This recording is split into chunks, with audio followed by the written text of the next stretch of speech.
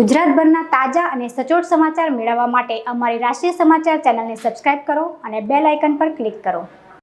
શહેર પોલીસ ક્રાઇમને શોધવામાં જ્યારે અવ્વલ બની રહી છે।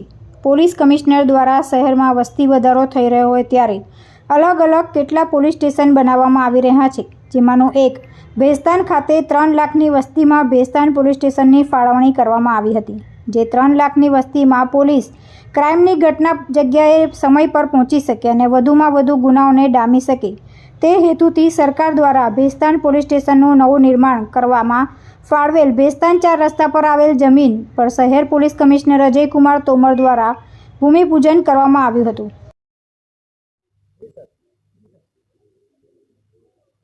सूरत शहर पुलिस कमिश्नरेट विस्तार में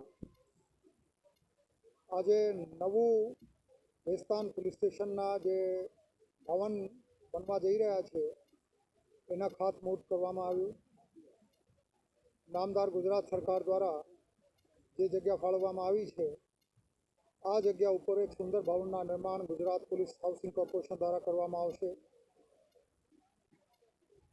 आ पुलिस स्टेशनना हालना इंस्पेक्टर श्री गढ़वी અને એના સંપૂર્ણ ટીમને હું શુભેચ્છાઓ આપું છું અને હાકલ પણ કરું છું કે 3.5 લાખની વસ્તી ધરાવતા આ વિસ્તાર કાયદો વ્યવસ્થા અને જાહેર વ્યવસ્થાની દ્રષ્ટિએ એક આદર્શ વિસ્તાર બની રહે।